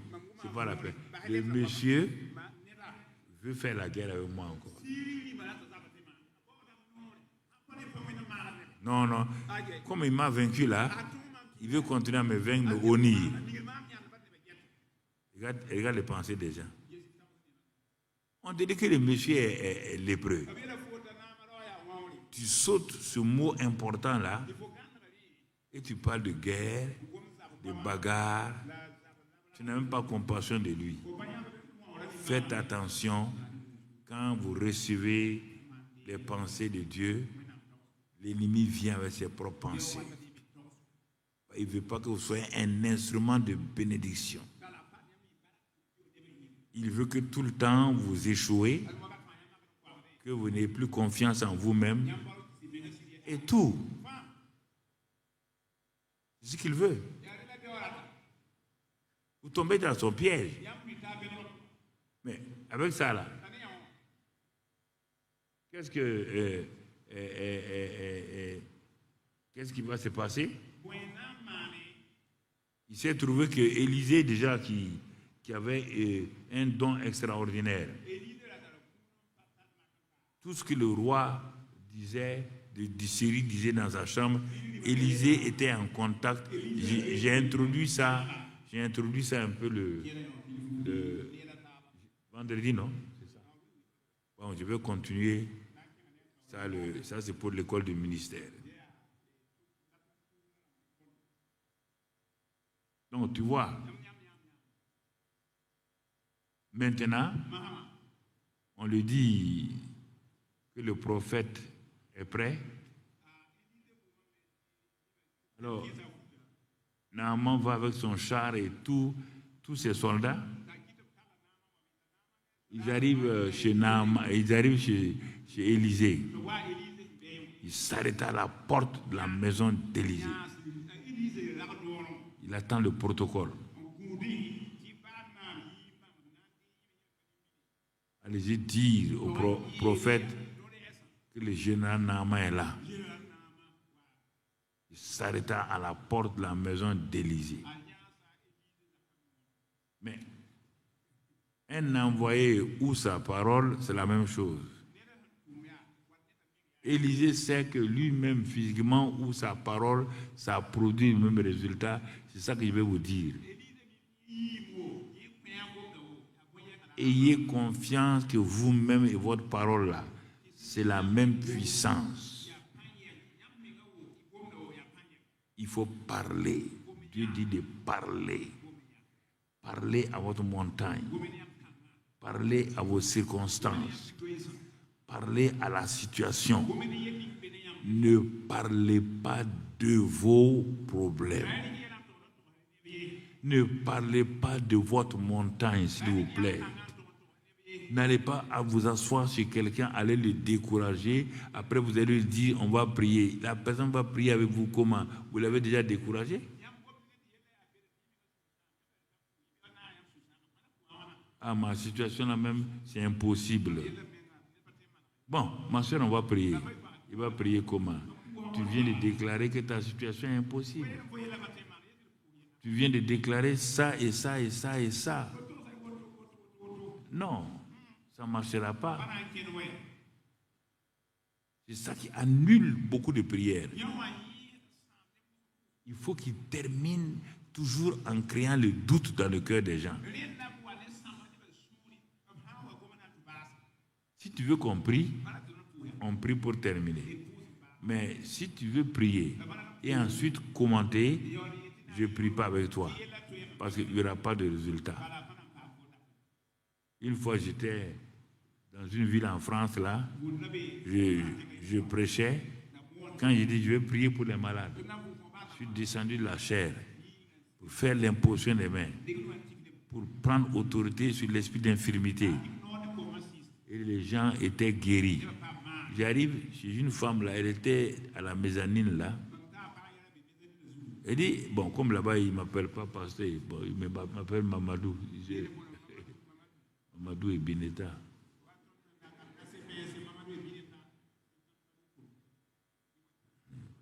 Il dit non, elle va m'expliquer. Je suis en train de prier pour les gens et je demande s'ils sont guéris. Maintenant, je pose la main sur l'oreille, je mets les mains dans l'oreille, je souffle dans l'oreille. Fermez, voisine, fermez l'autre oreille, fermez ça et je recule. Alléluia.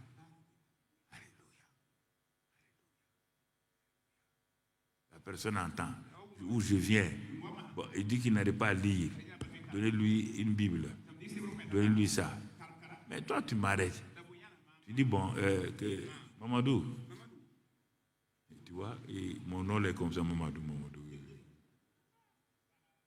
Il dit, tu connais l'autre pasteur là? Il dit, oui.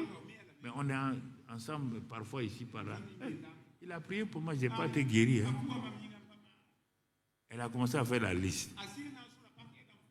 Donc, Satan voulait bloquer ma foi là-bas déjà. Tu comprends ce qu'il fait? Non seulement je ne pourrais plus avancer, mais ça veut dire que je n'ai plus de résultats. Moi, j'ai regardé. J'ai tourné le dos, je suis parti pour prier pour les autres. Satan a toujours des mots. Le roi, c'est ça. Vous quittez la maison pour aller prier pour des gens. Sur la route, vous rencontrez quelqu'un, il dit, tu vas où? Je m'en vais chez le frère là. Ah, bon, comme tu vas là-bas, sinon, nous, on ne croit pas qu'il va arriver là, le soir. Hein.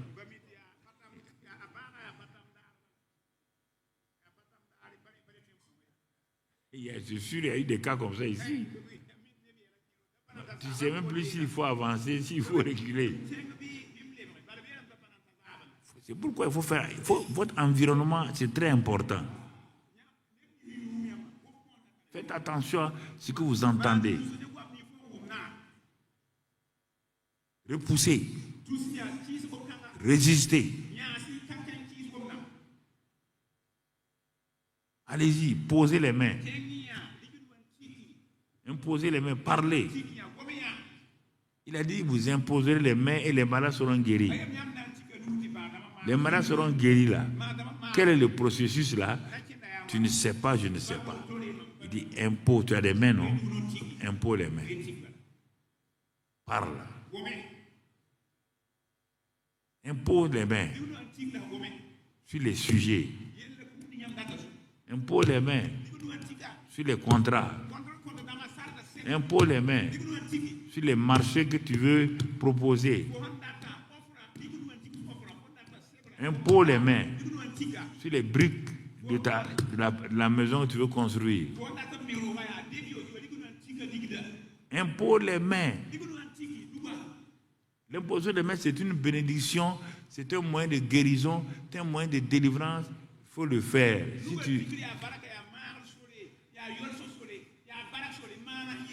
tu peux doubler ça comme Marc 6 avec l'onction d'huile.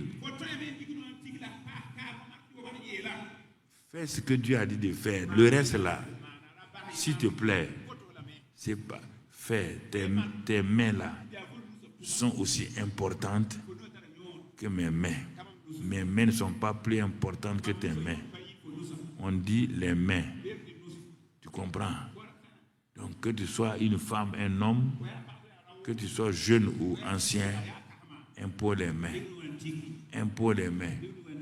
Si c'était un contrat, tu veux signer, impôt les mains doucement dessus, sans qu'il y ait de l'huile. Trop. Impôt les mains, prie. Parle à Dieu. Que tout joug qui veut empêcher que ce contrat-là ne se réalise pas, que le joug-là soit brisé au nom de Jésus. Que quiconque dans le bureau là, ou dans l'assemblée de ceux qui doivent délibérer sur les projets là, les marchés, tout ça là, que celui qui est contre là, que Seigneur, au temps convenable, tu le détournes. Fais ça. Parle, mon ami. J'ai pratiqué ces choses quand je travaillais. C'est pourquoi je te parle. J'en ai parlé à des gens qui ont fait. Donc, ils l'ont fait. Donc, n'aie pas peur. Fais ces pratiques-là. Peut-être au début, tu ne verras pas de résultats. Par toi-même, tu doutes. Mais continue. Continue. Continue. L'enfant ne comprend pas telle matière. Tu prends son cahier de composition. Tu vois que si là-bas, il est tout le temps faible. Amène l'enfant. Mets l'onction d'huile. Mets sur sa tête. Et tu dis à Dieu que dans cette matière-là, ouvre-lui l'intelligence. Ouvre-lui l'intelligence. La foi. Ton attitude est importante. Ton attitude est importante. Ne laisse pas ton attitude bloquée.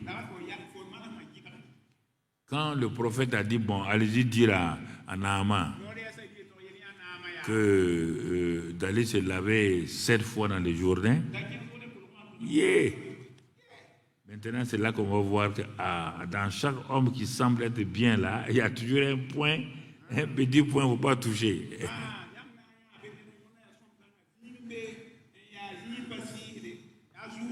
Et Dieu connaît chaque métier, Dieu connaît chaque profession. Chez les militaires, dire à un général d'aller plonger devant des premières classes. Caporo, d'aller se déshabiller. Et les caporaux vont lui dire, général, 1, 2, plongez.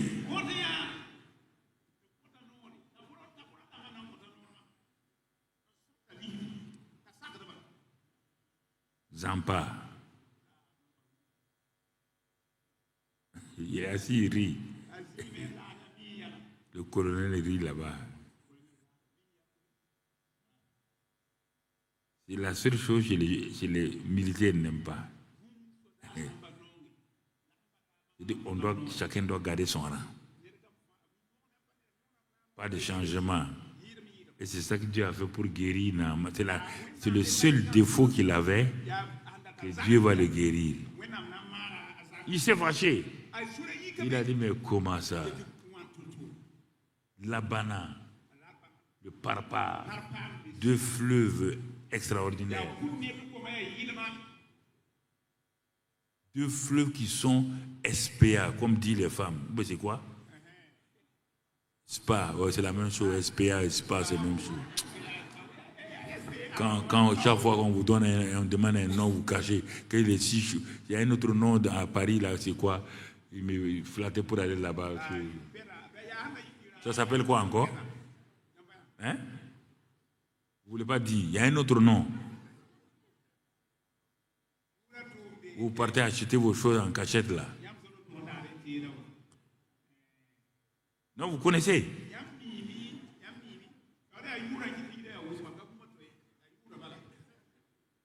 Si tu suis femme, tu vas découvrir toutes sortes de noms. Voilà. Tu comprends? Il dit, mais chez moi, la banane ne part pas. Votre Jourdain sale là. Et puis il partait. L'orgueil a fait que même la lèpre là n'était rien pour lui. Ça, c'est la mentalité militaire. Il préfère mourir que de se laver dans l'eau là. Le militaire est comme ça? Ah non. Comment ça? Est-ce que vous lui avez dit même qu'il est ici général? On lui a dit. Et qu'est-ce qu'il a dit? Il a dit d'aller te laver.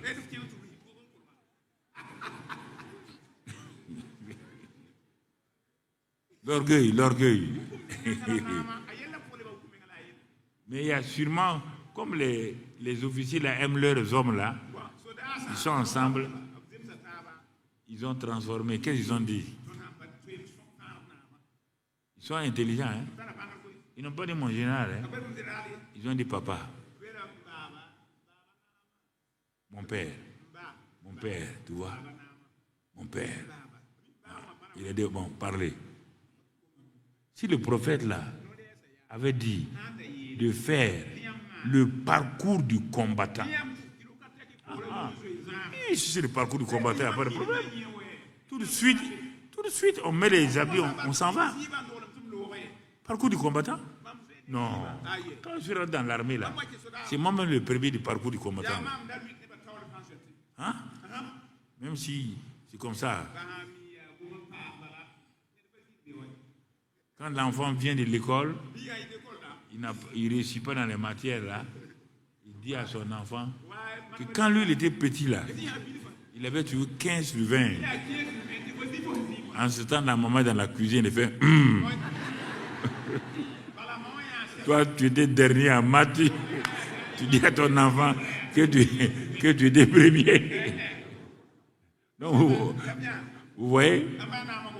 Ah non, mais si c'est ça, comme vous m'avez demandé combien papa là, sinon, moi, non. Il est parti plonger, sa peau est devenue saine. Donc, vous voyez bien, mes frères, j'ai voulu montrer que notre attitude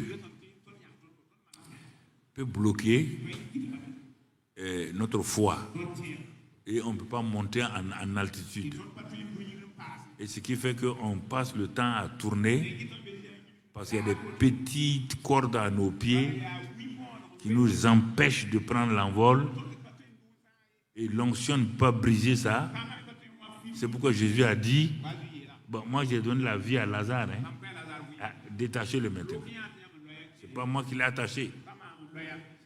C'est pourquoi il dit dans Proverbe 6, si par tes paroles tu t'es enlacé, il faut te libérer. Donc, baissons la tête.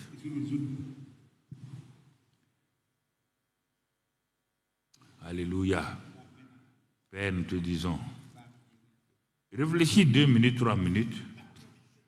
Qu'est-ce qui, dans ton attitude, peut te bloquer et empêchant ta foi de fonctionner?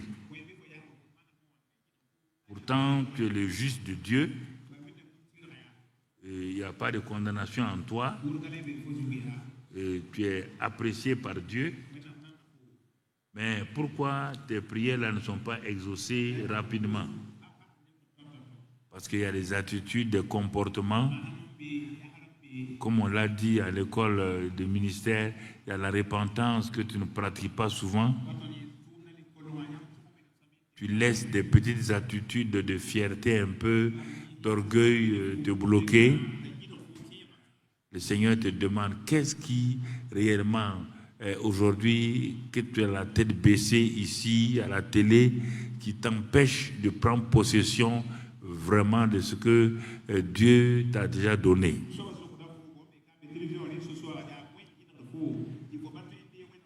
Parce que Dieu a mis à ta disposition le territoire comme il a mis Canaan à la disposition de Josué. Comment ça dit, Seigneur, c'est vrai? Il y a des moments où j'ai été comme ça a bloqué. Il y a des moments où ma foi a été bloquée par tel doute ou bien par telle attitude. Seigneur, je n'ai pas voulu reconnaître humblement que je ne suis pas à cette dimension. J'ai fait croire comme si j'avais une foi ferme, alors que je n'ai pas de foi ferme. Seigneur, pardonne-moi, parce que Abraham a reconnu, Sarah a reconnu, mais parfois moi je ne reconnais pas Donc parle à Dieu. Murmure à Dieu.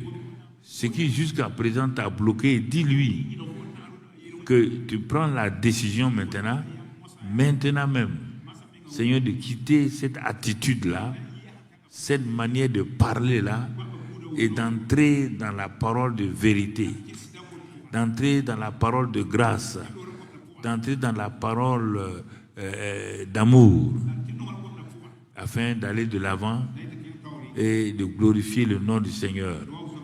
Parle, jeune homme, parle, jeune fille. Parle à Dieu, il ne faut pas te taire. Tant que tu ne lui parles pas, il ne t'entend pas.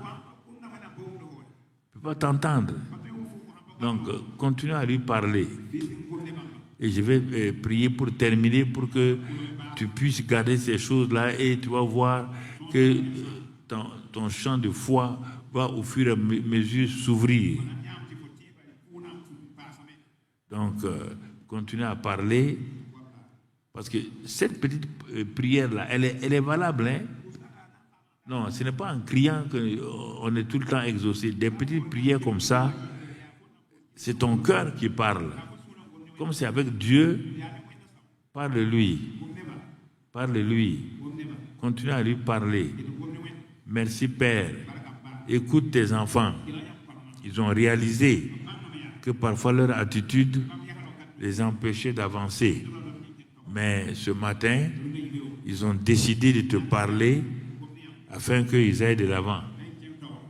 Écoute-les, exauce-les, Père, dans ta grâce, dans ton amour. Bénis-les, afin que ta grâce continue de couler abondamment dans leur vie. Et que tu continues à leur ouvrir les portes. Au nom de Christ Jésus. Au nom de Christ Jésus. Au nom de Christ Jésus. Amen. Amen. Amen. Gloire à Dieu. On va demander